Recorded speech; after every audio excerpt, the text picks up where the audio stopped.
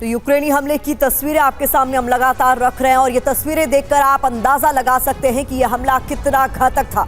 रूस यूक्रेन जंग की शुरुआत के बाद से अब तक इस इलाके पर कभी यूक्रेन अटैक नहीं कर सका था, लेकिन पहली बार यूक्रेन के ड्रोन अटैक से किरोव का पूरा इलाका थर्रा उठा है, जिसकी एक एक तस्वीर आपके सामने हम रख रहे हैं।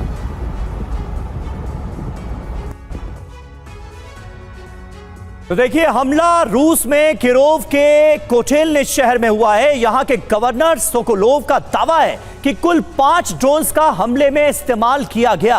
5 यूक्रेनी ड्रोन्स ने यहां पर तबाही मचाई है, जिसमें से 2 ड्रोन रूसी सेना ने मार गिराए हैं, दावा यह भी है, जबकि 3 ड्रोन ऑयल डिपो पर गिरे, जिससे थोड़ा बहुत नुकसान हुआ है। यानी गवर्नर की तरफ से बताने की कोशिश यह है कि नुकसान बहुत कम हुआ है। जिस ऑयल डिपो पर अटैक हुआ है वहां काफी ज्वलनशील पदार्थ से भरे टैंक हैं। अगर टैंक फट जाते तो बहुत बड़ा धमाका और नुकसान होता। बड़ी बात यही है कि किरोव पर यह पहला यूक्रेनी अटैक है, यानी पहली बार 1200 किलोमीटर अंदर घुसकर एक शहर को बनाया गया है निशाना।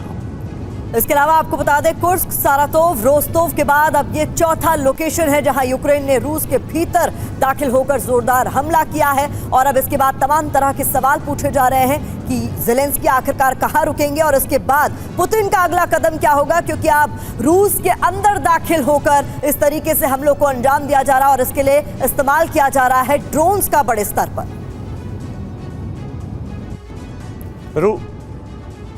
तो रूस के नए शहर पर विध्वंसक अटैक किया गया है और यह हमला अपने आप में बहुत बड़ा था। इसके मायने क्या हैं, समझने के लिए हमारे साथ इस वक्त कुछ खास मेहमान मौजूद हैं, उनसे आपका तारुफ करा दें। मेजर जनरल ब्रजेश कुमार साहब हमारे साथ मौजूद हैं, महेश सचदेव साहब हमारे साथ मौजूद हैं, पूर्व राजदूत ब्रिगेडियर शरदेंदु भी हमारे साथ जुड़ चुके हैं और मनीष झा हमारे सहयोगी इस वक्त हमारे साथ स्टूडियो में ही मौजूद हैं। मनीष, ये बताइए, किरोव पर हमले के मायने क्या हैं और यूक्रेन ने क्या अब युद्ध की ये रणनीति बना ली है कि रूस के तमाम शहरों पर अंदर घुसकर ड्रोन हमले किए जाएंगे, बड़े जख्म दिए जाएंगे? देखिए, वो कहते हैं ना कि युद्ध में कोई भी पक्ष जीतता नहीं है, बस केवल यही है कि किसी पक्ष का ज्यादा नुकसान होता है, किसी पक्ष का कम नुकसान होता है। और ये हमेशा से आप देख सकते हैं, महाभारत में भगवान कृष्ण के रहने के बावजूद पांडवों को अभिमन्यु जैसे योद्धा को खोना पड़ा था, दूसरे और योद्धा भी मारे गए थे। ठीक उसी तरह से रूस और यूक्रेन युद्ध में कौन कौरव है कौन पांडव है ये ना भी देखें, लेकिन ये बात तो सच है कि एक तरफ जहां रूस से लगातार 1/3 जमीन पर यूक्रेन के कब्जा हो चुका है, लगभग 8 से 10 लाख यूक्रेनी सैनिक मारे जा चुके हैं, यूक्रेन पूरी तरह से तबाह हो चुका है, वहीं दूसरी तरफ रूस को भी उसकी कीमत चुकानी पड़ रही है। आज की तारीख में छोटा भूभाग ही सही, कुर्स्क में यूक्रेन की सेना मौजूद है, मॉस्को से लेकर किरोव तक यूक्रेनियन ड्रोन अटैक कर रहे हैं और पहली बार अगर 1200 किलोमीटर सफर तय करके यूक्रेन वहां तक पहुंचा है तो इसका मतलब साफ तौर पर है कि ज़ेलेंस्की कुछ नए इलाकों को एक्सप्लोर कर रहे हैं, वहां पर जहां पुतिन की सेना ने अंदाजा नहीं लगाया था, और वहां पर ऑयल डिपो को निशाना बना रहे हैं। लेकिन मिलिट्री पर्सपेक्टिव से इससे बहुत कुछ हासिल नहीं होने वाला।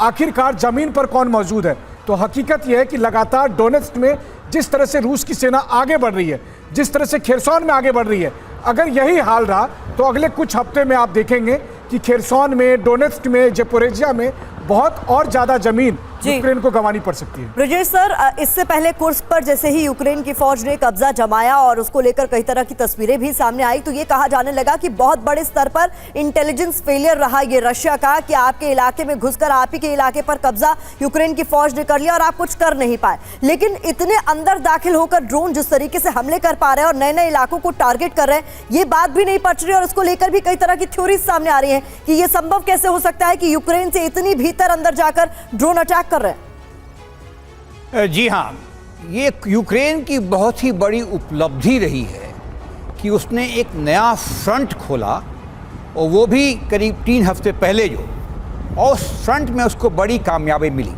मैं कह रहा हूँ कर्स्क फ्रंट के बारे में। उसके साथ साथ उसने डेप्थ में जाके रशियन ऑयल टर्मिनल्स और इंफ्रास्ट्रक्चर पे ड्रोन का से हमला किया है।